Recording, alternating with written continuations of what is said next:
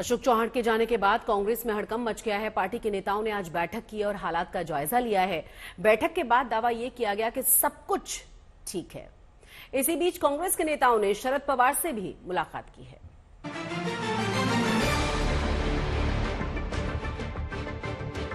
कांग्रेस नेताओं की महाराष्ट्र की सियासत के चाणक्य कहे जाने वाले शरद पवार से मुलाकात हुई।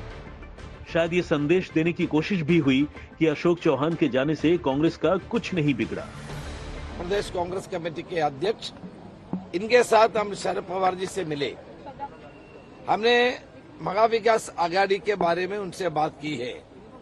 आने वाले दिनों में हमारा सीट शेयरिंग और सारे कार्यक्रमों के ऊपर उनसे बात की है। पिछले 2 दिन के पहले उद्धव ठाकरे जी से भी हम लोग बात की है। सो जल्दी से जल्दी हमारा टिकट डिस्ट्रीब्यूशन का फाइनलाइज करेंगे। शरद पवार से मुलाकात करके ये संदेश देने की भी कोशिश हुई कि कांग्रेस न तो कमजोर हुई और न ही सीटों पर दावेदारी कम हुई। करीबन 1.5-2 घंटा ये बैठक चली और आने वाले लोकसभा को हो, विधान राज्यसभा हो, इसके बारे में चर्चा हुई और एकदम हम लोग ताकत से आगे बढ़ेंगे। और महाविकास आघाड़ी सीट शेयरिंग का भी विषय था, वो भी हम लोग करीबन पूरा होते आए हैं। और चन्नी ताला साहब पहली बार आने से ये उनकी भी मुलाकात पहली बार शरद पवार साहब से हुई। जाने दो ना, लोग छोड़ने से क्या है, जनता साथ में है, जनता में गुस्सा है, इनका चुन चुन कर बदला जनता लेगी, ये पूरा विश्वास है। शरद पवार से मुलाकात के बाद महाराष्ट्र कांग्रेस के प्रभारी ने पार्टी के दूसरे नेताओं के साथ बैठक की। आगे की रणनीति तय हुई। इस बात पर भी मंथन हुआ कि पार्टी को कितना नुकसान होगा। पिछले दिन प्रधानमंत्री ने लोकसभा और राज्यसभा में अशोक चौहान के ऊपर आरोप लगाया। आपने प्राइम मिनिस्टर का स्पीच देखो,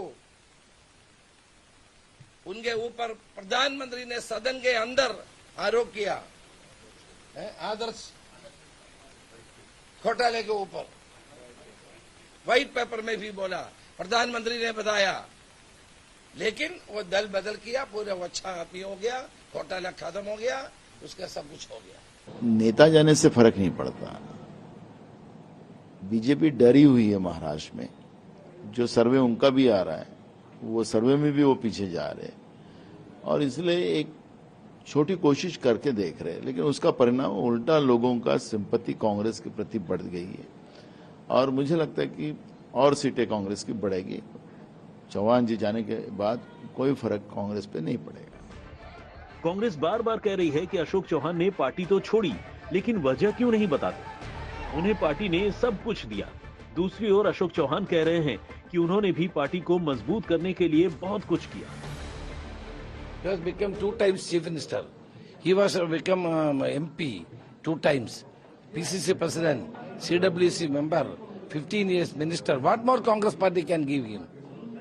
Why he left the party? He should explain to the people. He is owed to an answer to the people of this country and Maharashtra.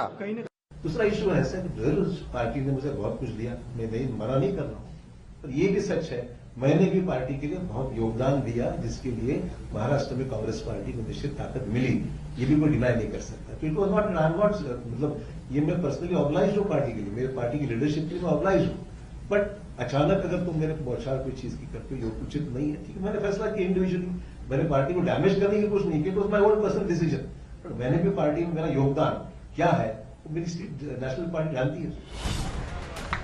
दिलचस्प है कि अशोक चौहान कांग्रेस के खिलाफ संभल कर बोल रहे हैं, लेकिन कांग्रेस ने उनके खिलाफ बेहद आक्रामक रुख अख्तियार कर लिया है।